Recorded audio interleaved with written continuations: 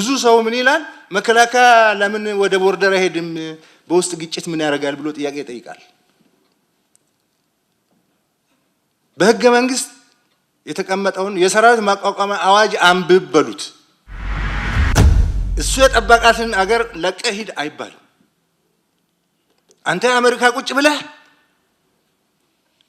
ለዚህ ግዙፍ ተቋም እንደዛ አይነት ተልእኮ መስጠት አትችልም።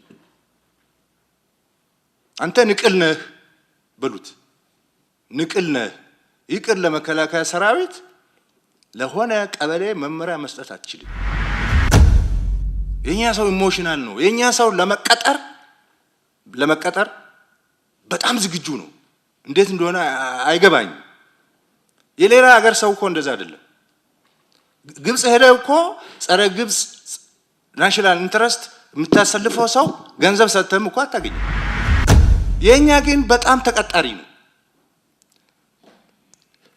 መቀጠሩ እስከምን ይሄዳል መሰለ? ሲፈልግ አይሲስ ይሆናል የኛ ሰው፣ ሲፈልግ ምንድነው አልሸባብ ይሆናል የኛ ሰው። አልሸባብ ገብተው የገደልናቸው ኢትዮጵያውያን አሉ። በቀደም ሱዳኖች እርስ በርስ ሲጋጩ ሱዳን ሄዶ የተቀጠራለ። አሁን ደግሞ ለሻዕቢያ ለመቀጠር ያለው ሽሩጉድ ሊነግራቸው ለመተባበር ብዙዎችን ጋብዘናል። ኤርትራ ሳይቀር ጋብዘናል። አብረን እንስራ ብለናል። ባህር ለሁላችን ይሁን ብለናል። በጣም ባልተለመደ መንገድ የኤርትራና የኢትዮጵያን ግንኙነት ለመፍታት መንግስታችን ረጅም ርቀት ሄደዋል።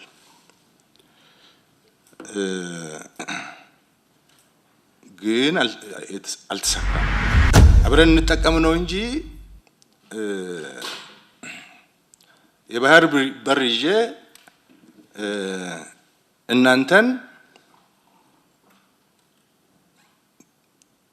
እንደፈለኩ ላርጋችሁ የሚል አስተሳሰብ ስላለ አይ እንደዛ ሳይሆን በጋራ እኩልነት ነው፣ በጋራ ተጠቃሚነት ነው እንጂ የሆነ ቁልፍ መሳሪያ ይዘህ በቁልፍ መሳሪያ ይሄን ሁሉ ማህበረሰብ ለማሽከርከር መሞከር ልክ አይደለም የሚል ነገር ሲመጣ አሁን ኩርፋያ መጥቷል። መወራጨት አለ። ከውጪ መጥቶ ባህሩ ኃይሉ ማን ነው ባህር በሩን የወሰደብን ጉልበተኛ አልነበረም። ወይ በወረራ ወይ በቅኝ ግዛት አድርጎ መጥቶ ባህር ኃይል የነጠቀን ማን ባህር በር የነጠቀን የለም። ባህር ኃይሉን ያስወሰድነው እኛ ነን። እኛ ደግሞ ምን አድርገን እርስ በርስ እንባላ፣ እኔ ይበልጥ ስንባባል ራሳችንን አጥፊዎች ራሳችን ቤትን ሳታጸዳ ሌላ ጫት ብትቀስም ምንም አታመጣ። አሁን ክላሽንኮቭ ለመግዛት ወደ ውጭ ሀገር ገበያ አንወጣ። ይቅር ክላሽንኮቭ መድፍ ጥይት ለመግዛት ኢትዮጵያ ወደ ባህር በር ወደ ባህር አጠገብ ዝር እንዳትል እናድርጋት ብለው አቅደው ግንባር ፈጥረው የሚሰሩ ደግሞ አሉ። በምዕራብ በኩል ውሃ እንዳንገድብ እንዳንጠቀም ይደረጋል። በምስራቅ በኩል ወደ ባህር እንዳንወጣ ይደረጋል። አስተባባሪ አለው።